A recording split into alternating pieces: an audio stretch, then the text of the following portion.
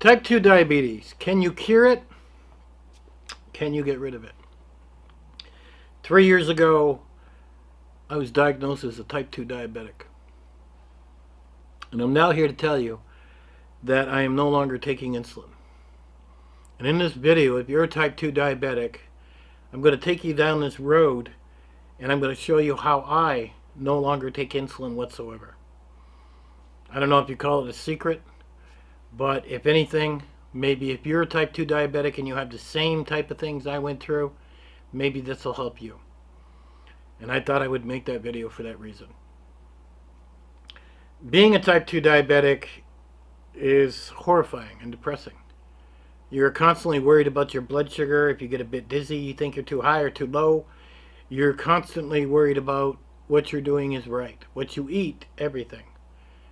You listen to the doctors. I had 3 or 4.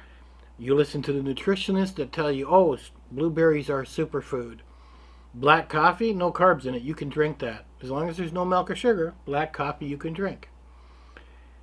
Well, 3 years later, I found out they're all liars. I didn't even know what bad insulin looked like. There was one time I had actually filled up my needle with bad insulin and injected it into my belly, and upon doing so for 25 minutes I felt like I had burning acid. I literally went right back in my chair with tears to my eyes, and I was literally crying. The pain was so horrible. And by the way, bad insulin, if you are a diabetic, looks like it's a little bit cloudy like it always does, but it looks like little bits of sawdust in it, and it's bad. You might want to pay attention to that. I also had put a thermometer inside my fridge to make sure the temperatures are right, because I was like, well, there's no way. I guess my fridge had made it go bad or something. It went too low. I don't know. Now I have a big sign on my fridge. It says 36 Fahrenheit to 46, not below.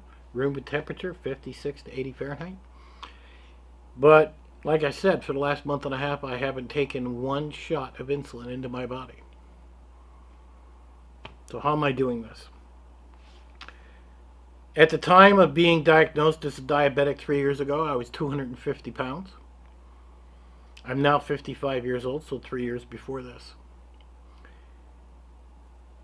I ended up in the hospital for my blood sugar being way too high. I forget, 600, 700, I don't know. I was in there for 2 or 3 weeks. So, after that, I just gave into it. I take my long-acting insulin, and twice a day I take my short-acting insulin, 4 or 5 times a day. I take my blood sugar. I would eat healthy. I would eat, a cup of blueberries. I would eat a half an apple. I would eat, things like this that they said was healthy. I would never eat at any place like McDonald's or Burger King's or anything like that whatsoever. But yet, my blood sugar always kept going up. It always hit the lowest I could ever get. It was 200. And it got to the point, shortly after giving myself that bad insulin, it was almost like my body was rejecting insulin after that. Even the good insulin. When I was giving myself good insulin, I would still form these little bumps the size of a dime. And it didn't make any sense. And I'd have a burning, like an acid burning for about 5 minutes. I'd be in about 5 minutes of pain.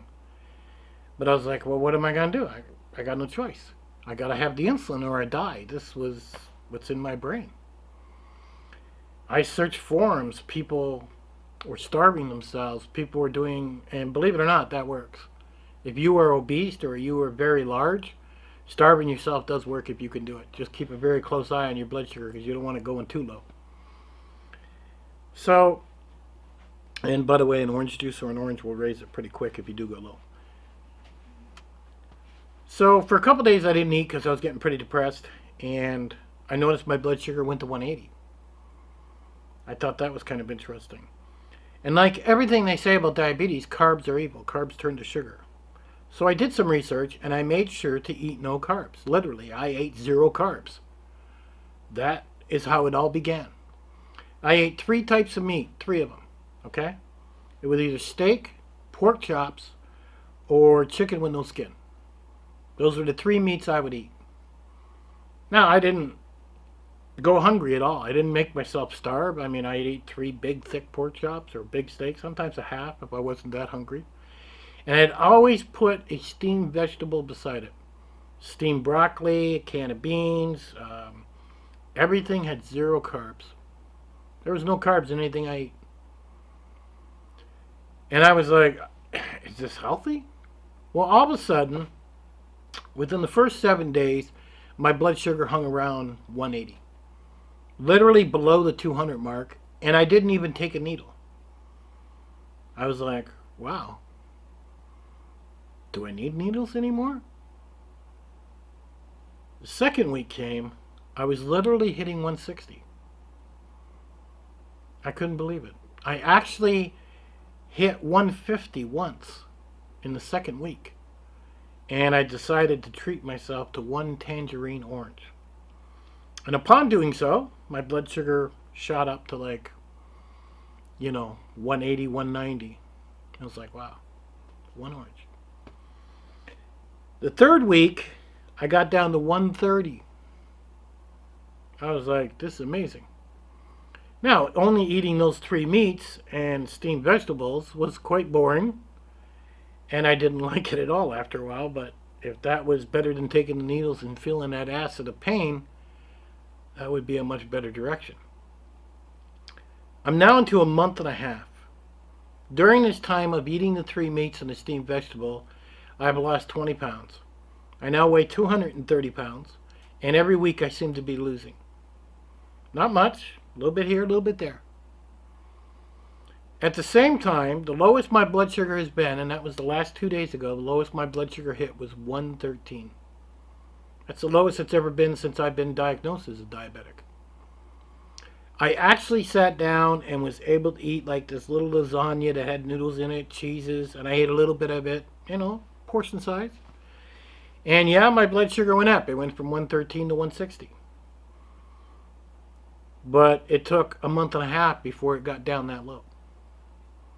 I feel great. I'm constantly losing weight every week. And I'm only taking metformin right now. Every 12 hours I take a metformin. Sometimes I take it an hour before. Is what I do. And it's amazing what's happened to me. If your blood sugar climbs on a constant basis and it's not going down, then I would suggest eat 3 meats, take your pick, like I said, pork chop, steak, or chicken, steamed vegetables, and nothing else if you're a type 2 diabetic. You are going to see your blood sugar drop. Now, during this time, I did some tests, okay? I did some pretty amazing tests. The third week, I was sitting, pretty low, 160, 150, and I drank like 6 cups of coffee because I wanted something different to drink, and I remembered them telling me, the nutritionist telling me, oh, black coffee, no problem, it has no carbs. You should be able to drink as much as that you want. I was like, really? So I decided to drink like 6 cups, and I did. My blood sugar went to just a little over 200, 210, 220 from drinking black coffee. I switched back to water. My blood sugar went back down to 150. I thought, well, that's ironic. Coffee has no carbs. Back on the internet, do some more research. I find out that coffee can have different effects on different diabetics. Sometimes coffee can raise your blood sugar. Sometimes coffee can lower it. I was quite surprised. For me, of course, it raises it.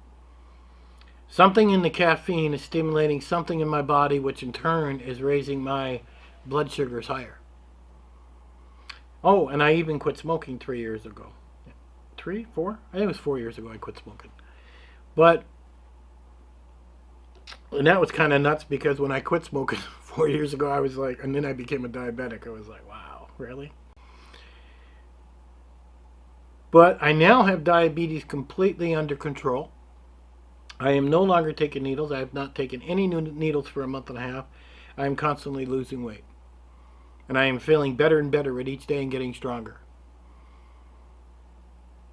So, I don't know what to tell you. Nutritionists tell me I can eat blueberries because they're a superfood. If I go out and eat a package of blueberries, my blood sugar is going to shoot way up.